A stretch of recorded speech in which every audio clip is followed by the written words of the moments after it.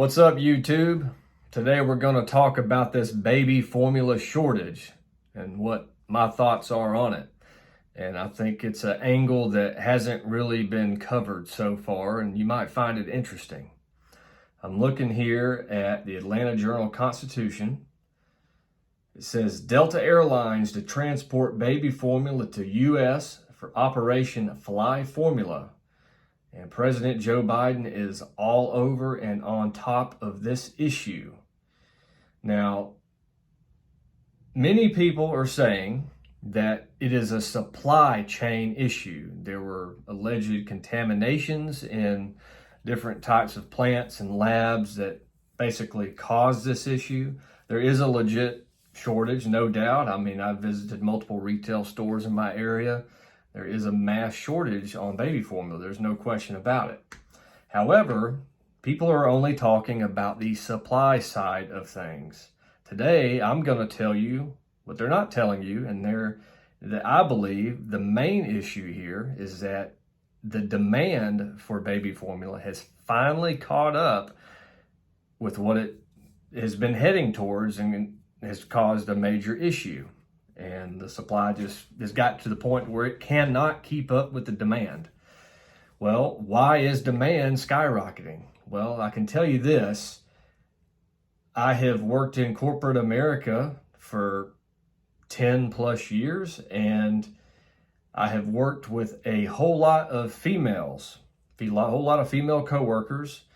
And one element is that women have absolutely been sold that they need to be career women, independent, boss girls. And so many of those individuals are choosing to spend most of their hours working for the man, working for corporate America, working for the government. And many of them simply do not have time to breastfeed their children, the ones that are still bringing children into the world.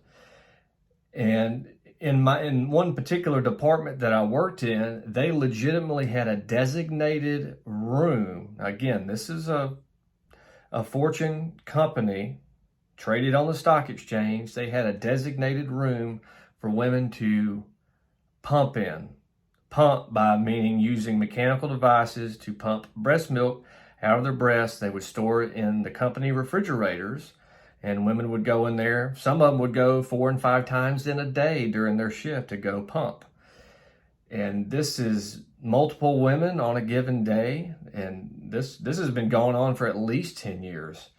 But many women today are not allocating time to doing that. It's a lot of time, it's a lot of energy, it's a lot of effort. So many women are just choosing to focus on their work, their jobs, and they're just buying baby formula instead of pumping or instead of actually breastfeeding. That's just what's happening. So that's one element of the demand. Another issue is that even the women that want to pump or are able or have the time to breastfeed, many of them, I think between 40 and 60% are on some type of pharmaceutical.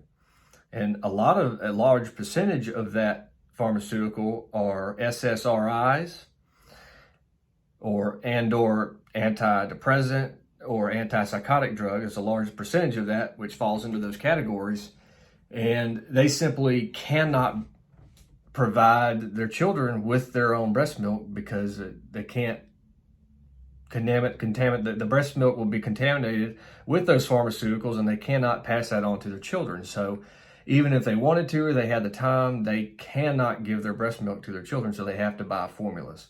So those are two major elements in regards to the demand side of the problem. And it's the problem that they're not talking about. People don't want to think about those things or address those things because that goes against certain narratives that are being pushed. And basically, President Joe Biden and his associates, they know that the independent woman, the career woman, that is a large percentage of their supporters. And they have to tackle this any which way they can. That's why immediately he jumped on it, enacted the Defense Production Act. And that is the most surefire, fastest way to solve any type of supply chain problem in the world, is the U.S. implementing the defense, I just said it,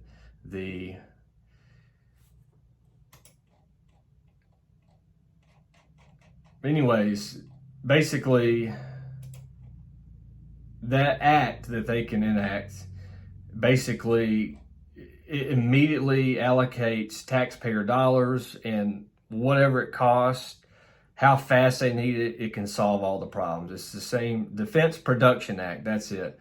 It's the same thing that they did back during the FDR did back in World War II. Basically, they immediately can come into any manufacturing plant. Say, for example, I've got a car manufacturing plant that makes Chevy Malibu cars. He can say, hey, I need you to make these particular Tiger tanks right now.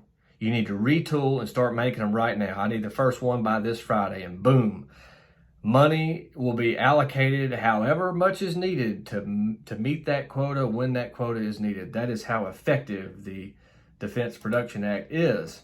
And basically, he had this affecting one of his main supporter bases. He cannot lose a second on solving the problem. So this is just me talking about it, the situation. I'd love to hear what your comments are on this.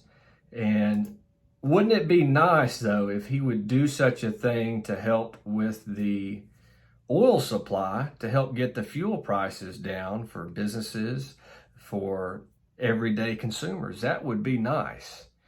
But that doesn't go along with his narrative to push the green deals that he's working on.